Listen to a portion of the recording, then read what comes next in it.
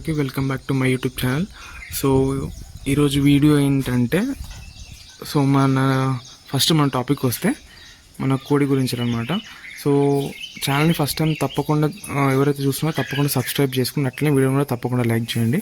So టాపిక్లో వస్తే ఏంటి అంటే, ఈరోజు నేను మన ఏదైతే పెట్ట ఉందో దానికి మన పందెం కోడి గుడ్లు వేసిన అనమాట, ఒరిజినల్ పందెం కోడి గుడ్లు. సో ఫస్ట్ టైం ఎవరైతే చూస్తున్నారో వాళ్ళకి తెలియదు కాబట్టి చెప్తున్నా. సో నేను ఒక కోడిని పెట్టని తీసుకొచ్చిన అనమాట. ఆ పెట్టకి నేను పందెం కోడి నాటుకోడికి క్రాస్ వచ్చిన గుడ్లని నేను ఆ పెట్టకి వేసిన అనమాట.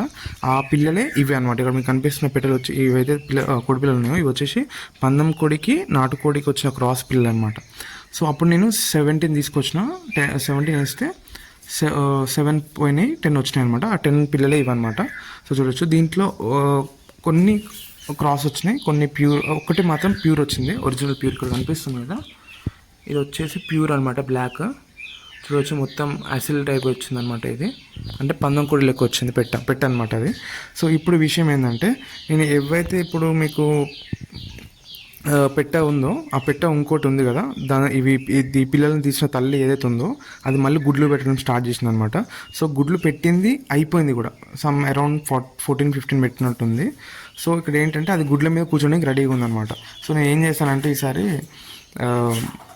ఒరిజినల్ పందెం కోడి గుడ్లని తీసుకొచ్చిన అనమాట. మొత్తం 11 తీసుకొచ్చిన. ఒక్కటి వచ్చేసి నాకు 300 పడింది. సో ఒకటి ఎక్స్ట్రా అంకుల్ ఫ్రీగానే ఇచ్చిన అనమాట. సో ఆ గుడ్లు ఏంటంటే, నార్మల్గా నేను వెళ్ళేసరికి అంకుల్ ఆ గుడ్లు అయిపోయినాయి, మీరు నెక్స్ట్ టైం రండి అని చెప్పిండు. బట్ నేను రిక్వెస్ట్ చేసిన అనమాట. అంటే అతను ఆ గుడ్లని ఆల్రెడీ వాళ్ళ పెట్ట కింద వేసేసిండు అనమాట. 8 days అవుతుంది. సో అతన్ని రిక్వెస్ట్ చేయంగా అతను నాకు ఇక ఇచ్చిండనమాట. సో అదే గుడ్లని నేను తీసుకొచ్చి నేను మన పెట్టకి వేసిన అనమాట. సో ఎందుకు మీరు ఆ గుడ్లను వేయలేదు అని అడగచ్చు. అంటే అది పెట్టిన గుడ్లను ఎందుకు వేయాలని అడగచ్చు. సో అది సెల్ఫ్గా పెట్టింది అనమాట, పుంజు లేకుండా సెల్ఫ్గా పెట్టింది ఆ గుడ్లని. సో అవి పిల్లలు చేయవు అనమాట. సో ఇదేంటంటే ఇప్పుడు గుడ్ల మీద కూర్చుంది కాబట్టి నేను ఏం చేసిన, ఒరిజినల్ పందెం కోడి గుడ్లు తీసుకొచ్చి ఈ పెట్టకి వేసిన అనమాట. సో చూపిస్తాను మీకు, చూడండి. సో అదే అనమాట. సో ఎక్కువ డిస్టర్బ్ చేయొద్దు, ఎందుకంటే మళ్ళీ డిస్టర్బ్ అవుతుంది. సో అదనమాట విషయం. సో ఇక్కడ ఏంటంటే 8 days ఆల్రెడీ అవుతుంది. ఈ రోజుతో 9 days అవుతుంది అనమాట. ఈ రోజుతో అక్కడ వాళ్ళు వేసింది 20 రోజు వేసిండు.